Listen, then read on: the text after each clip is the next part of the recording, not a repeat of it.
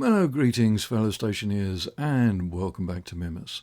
With me, 54 Bear, after a prolonged and involuntary absence. Not hospital this time, it was a hard drive issue, in as much that Windows refused to work and I had to reinstall it and pretty much everything else. So, I did have a bunch of recordings. I was ready to upload them, although I had not. When the hard drive got reformatted, they all went bye-byes. So there have been some changes to the base, which I can no longer show you the build. I can just do a quick guided tour and show you where we are. Okay, inside the base itself, not very much. I have suit storage. I had printed up all of the alloys, all of the tier 3 alloys, and so as you notice in the bottom right corner, I am now back in my customary orange hardsuit. Orange for safety, of course. There are a bunch of new things scattered around. First, let's deal with this section of orange pipe here. I ran into an issue with the Stirling generator. It was only generating a few kilowatts, like 3 or 4. That was because I'd allowed the waste gas situation to get out of hand. So, as a temporary measure, I hooked up the brown pipe, which is connected to this brown tank, to this makeshift valve arrangement, which allowed me to connect the Stirling engine to the hot tank over there. It was supposed to be temporary, but I'm actually going to leave it there because it is a good source of backup power, should the need arise. Crops are doing kind of okay. I've got a fridge full of potatoes. I have a load of soy oil, so French fries aren't a problem. Water is well in hand, so we're kind of good there. I added some additional cooling to the Stirling room. It, to be honest, needs a little bit more. I could probably do with bumping up the pressure a little bit, maybe increasing the volume. I was toying with the idea of adding another Stirling generator, but really I want to use the Stirlings long term as a secondary method of generating power. So I've made a gas fuel generator, just not installed it yet. Okay, over here, I had started out with a single tank for waste. When the creaking got unbearable, I added a second tank to reduce the pressure, and both of them were just connected together, so it was basically one double-sized tank, and that was what was feeding the Stirling. Problem was, both tanks got cold at the same time, and once they were so cold that they were only generating a few kilowatts, I needed this separate secondary emergency backup thing, and then had to deal with how I was going to manage these going forwards. So what I did, initially with manual valves, but the manual valves didn't work out too well, I kept making mistakes, and you end up with cross pollution, which is something I wanted to avoid. So what I have now is the H2 combustor. Its output goes into the red pipe network. That red pipe network goes into these two heat exchangers. These heat exchangers stop the coolant from getting too cold in these cooling systems here, and it also feeds the Stirling. And that part never changes. What does change, based on how I set this button, or this switch I should say, controls which of these two valves are on and applies the opposite value to the other valve. So only one can be connected at a time. And that allows me to, at the moment we are connected, or the H2 combustor is connected to the pink tank. I've got 40 megapascals of pressure in there, and it's 1300 Kelvin. Just as a side note, I am using the modded, or the mod that gives you more options on the gas cards, so I elected to show the temperature in Kelvin just because I want to get used to it. In the yellow tank, we are down to 28 kPa. and that's at 308 Kelvin, which is below the temperature I had set for the automated cooling system, which is basically just another cooling system the same as we had for these. This is set up to cool down the brown pipe network, and it works exactly the same as these two, and it's controlled by the same chip inside the water filtration unit down here. Now, when I throw the switch to reverse these, it also reverses these two digital valves. So at the moment, the pink tank is connected to the the H2 combustor is pumping gas into the pink tank, and the yellow tank behind it is connected to the waste network, which is the brown pipe network. When I throw this switch, these two reverse and these two reverse, so it will allow me to connect those. Now, when I do that, obviously I have no gas to speak of inside the yellow tank, so the Stirling isn't going to do very much at all. But the H2 combustor will feed off of the fuel supply, which is also new. The pipe work is slightly funky, but that's okay. Will increase its funkiness as time goes on. So this is my fuel tank. Again, I got 3 displays on it. I added a third, which gives you the total number of moles. Again, that's a mod. Oh, that's the mod that gives you the more options on the gas displays. So got a good amount of fuel, good temperature for it, and that's going to keep going for a while, which is fed from my oxygen and hydrogen tanks. And yes, I did cave. I installed ice crushers on the oxygen and the volatile side. The volatiles, it just comes out of the crusher, goes straight into the tank. Also have this separate feeder to fill up bottles of hydrogen, which I will cover in a moment. The oxide goes in here, comes out the black and white stripy pipe, and goes into this filtration unit. This pulls out the nitrogen, puts it in the black tank, which is nitrogen. Anything else, which would only be oxygen, goes into the oxygen tank. I've had to do a little bit of jiggery-pokery with the cabling. I've got a couple of consoles for each of the new tanks showing pressure and temperature. And these are connected, as you will note, to the brown cabling network. The brown cabling network is the one that goes up into or from the base. There is a transformer up there which gives me a master switch, and that comes down here. So the brown the stuff that's connected to the brown cables is stuff that is on all the time. These filtration units and their pumps are connected to a different wiring network, which is blue, which comes from this transformer. The reason for that being is I have code in here which, as well as monitoring the state of this switch, is also monitoring the temperature at its input. When it detects the temperature is greater than 310 Kelvin, then that's the logic trigger to turn on this digital valve, which will connect the brown pipe network to the radiator and therefore cool it down. Once it gets below 310 Kelvin, the logic in that chip will turn this digital valve off, and it will turn this transformer on, which allows all these filtration units to run, and I don't have to turn them on and off individually. I wanted to have the displays separate from that because obviously when this transformer goes off, then all my displays would go off and I'd have to go back to using the tablet, and I just didn't want to do that. I wanted to have these on their own separate, on an independent circuit, let's say. As far as production goes, I don't have anything on the water tank yet. Okay, but we've got almost 400 litres of water, so we're doing pretty well. There's not much steam. To be honest, I could probably get away with not having that tank entirely and just have it go into the pipe network, maybe add a utility on it or something. But yeah, I have it there for the moment, and I'll keep it there.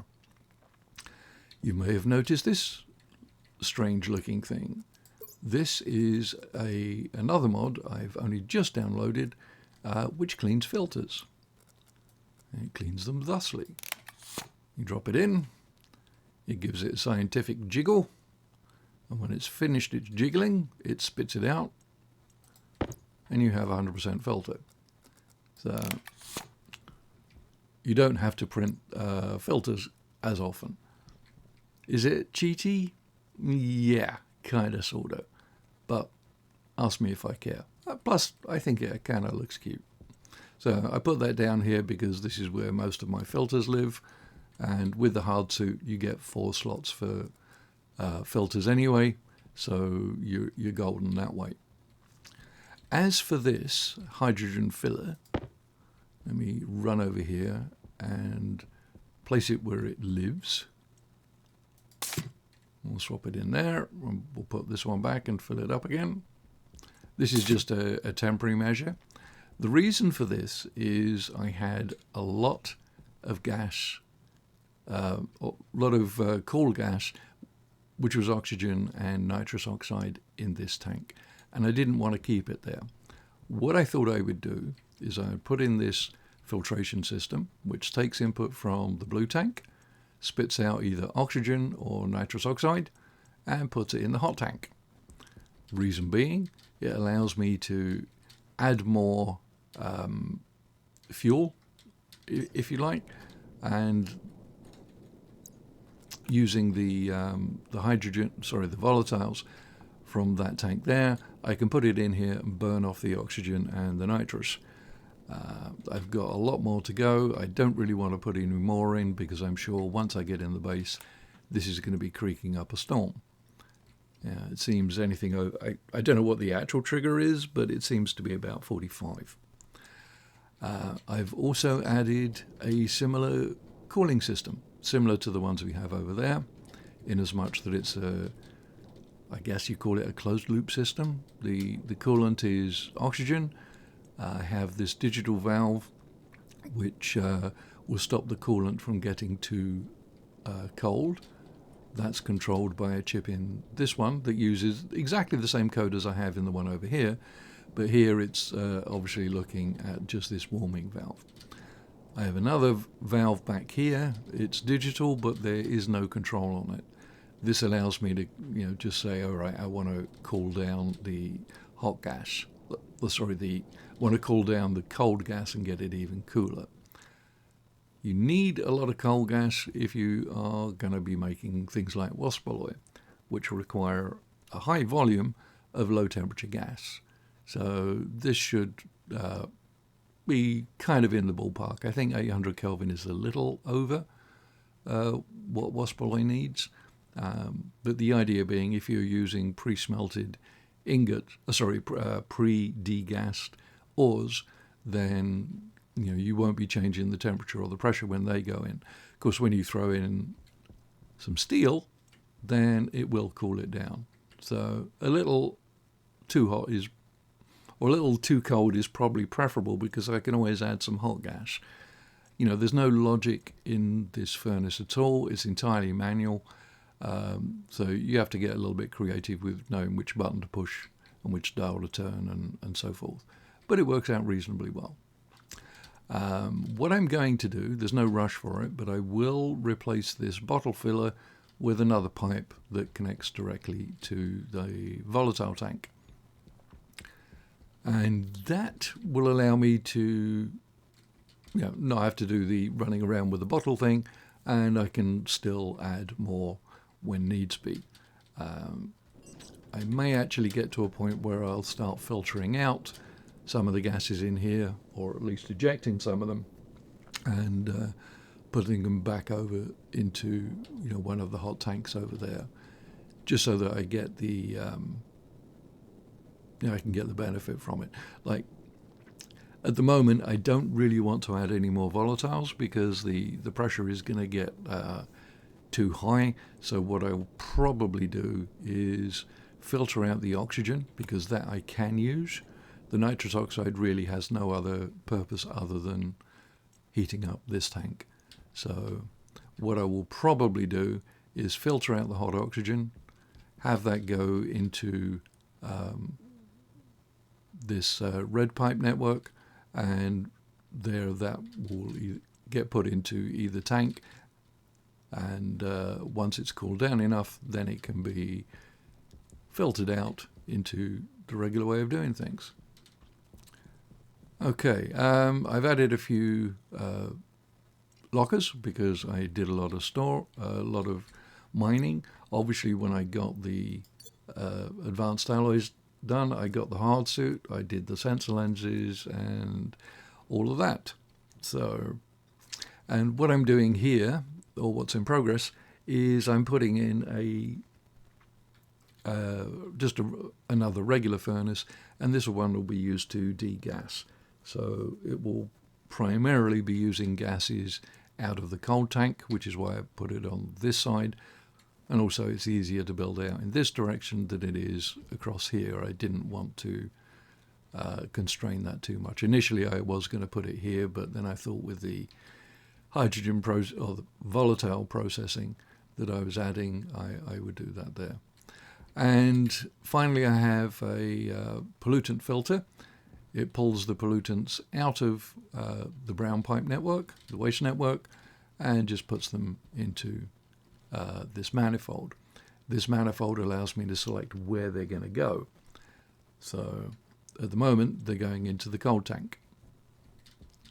I could just elect to vent them, or I could put them into the hot tank. I don't want to have all three of these open at the same time, because then they all get cross-polluted and or cross-contaminated, and that kind of defeats the object.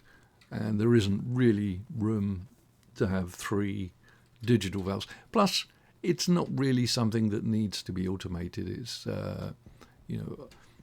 I'll know what temperature I'm processing based on, which tank is connected to the brown pipe network. And right now we have nothing. And I don't know whether this is a bug, but I can't get rid of this last little bit of CO2, which is kind of weird.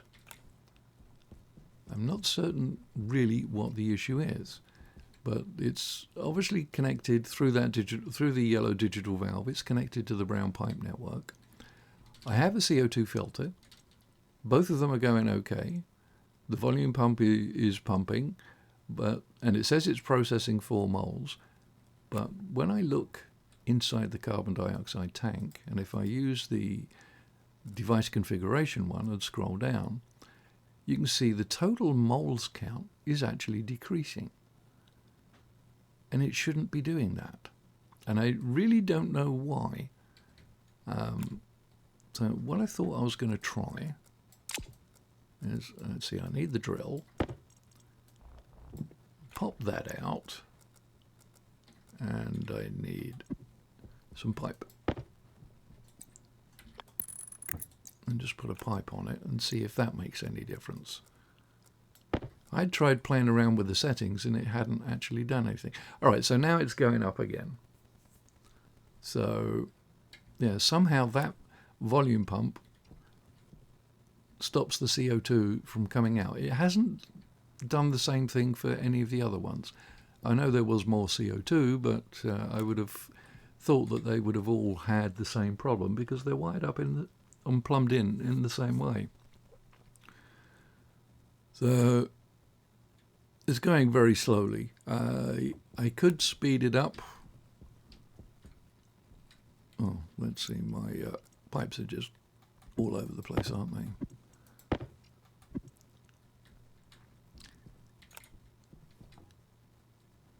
Alright, so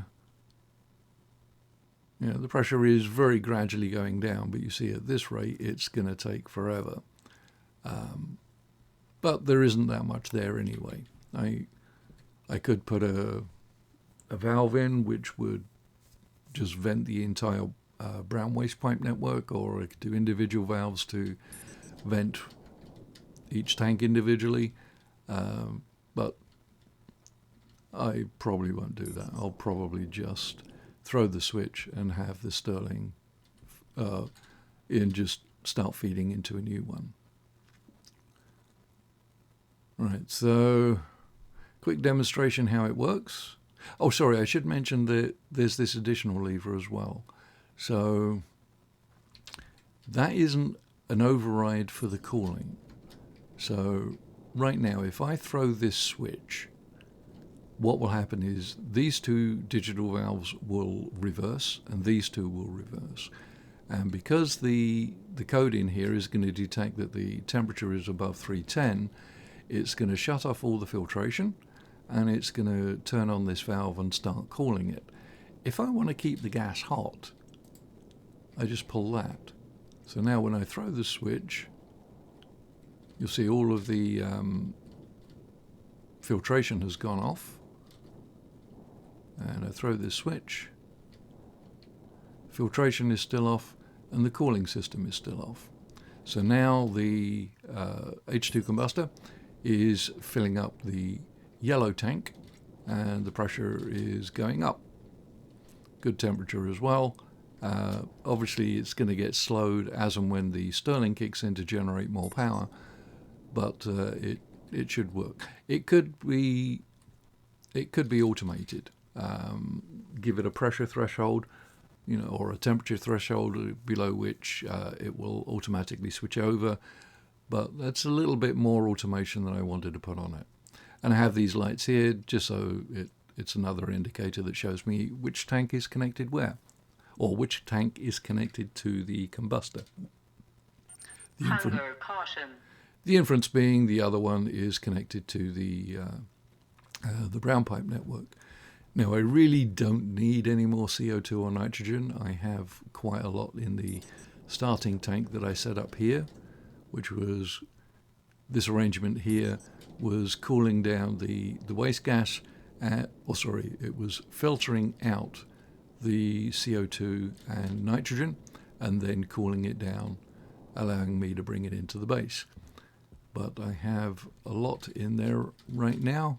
It's still over 8%. It's taken me a long while to get down from the 20 or so that it went up to. So I'm not going to have to deal with adding CO2 for a while. Plus, every time I take my suit off inside, the suit storage unit will automatically drain the waste tank.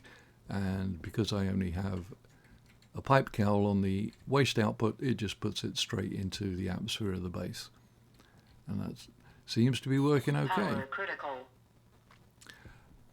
And that is really it as far as what's been going on. All right, let me swap these over.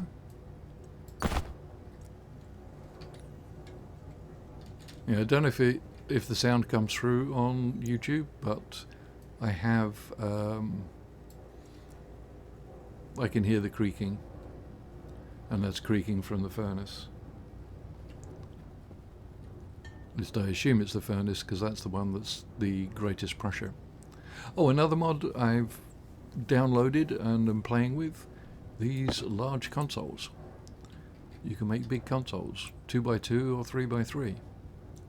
And they just take a regular gas card, and they work exactly the same as a regular console, but they're smaller. You don't get the angled variants though. It's just a flat one. And I don't think you get to split the networks either. Let's see if I put it up on the ceiling. I'll put it on the wall. Yeah, it just looks like it's you've got the two variants, the 2x2 or the 3x3.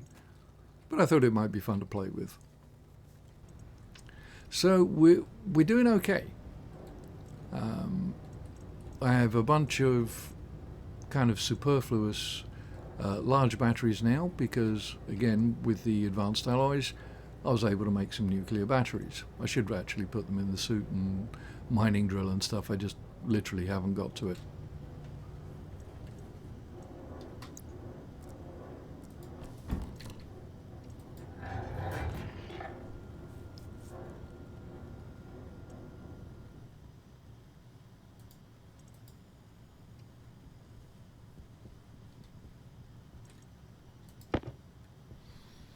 Okay, so to get the oxygen from here,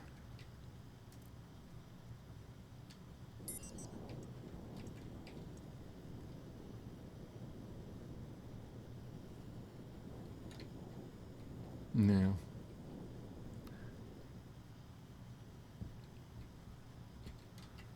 it has to go from here into the red pipe network.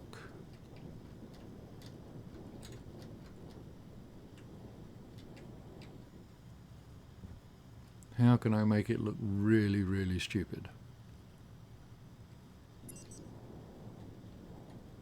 Now I'm going to want it on, or available to be on all the time. So this the green cable is controlled by a transformer inside the base. So I could plug it into that as I have with this. Then I'll have the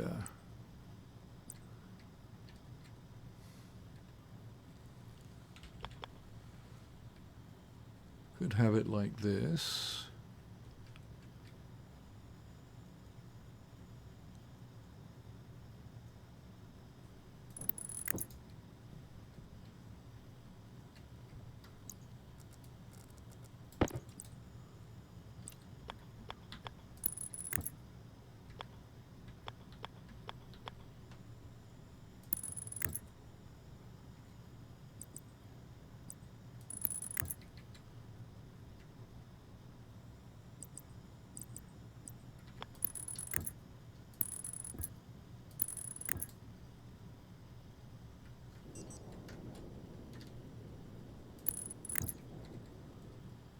Okay.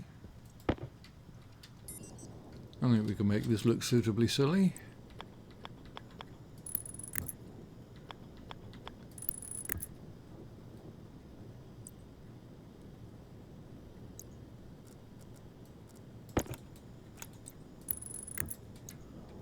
Like that. We'll put a volume pump on it. And then we need to connect it to the red pipe network. I don't really want to come up and obstruct any of this stuff, because then it makes it difficult to see. And all the piping has to be above ground. Well, it doesn't have to be, but I choose to make it above ground.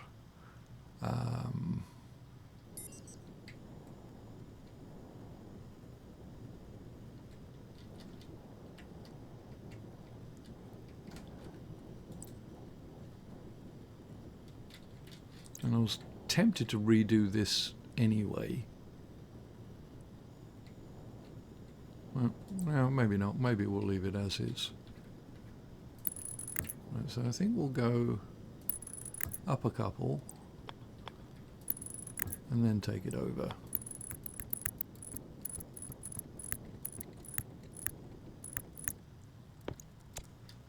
Oh, I'm going to need some regular pipe as well to finish that filtration thing. Right, let's get that done now, because then when that's done, I can do that, and I can put in, those are CO2 filters, put in a couple of oxygen filters there. Okay, so it'll give me access to power and stuff.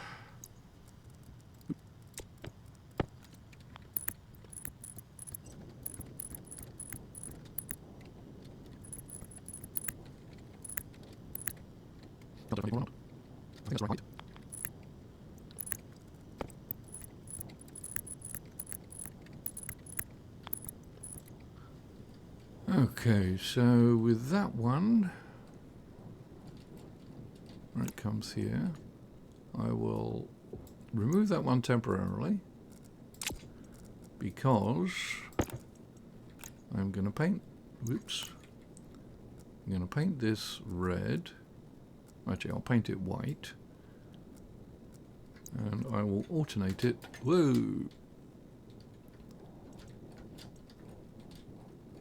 I guess I have to stand on something. Right, so I get a nice candy cane stripe. That will tell me, in my diseased mind, that we are dealing with hot oxygen.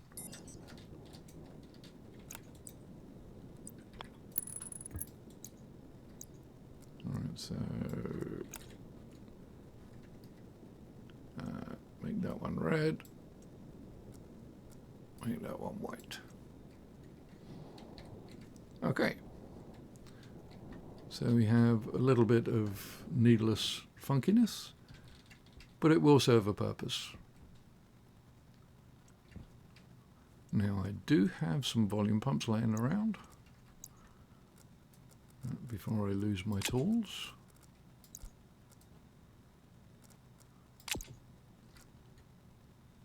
And those are pressure regulators, volume pumps.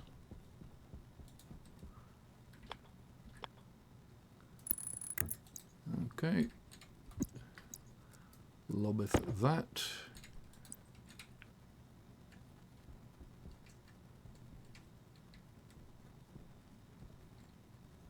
I guess we'll take it from here.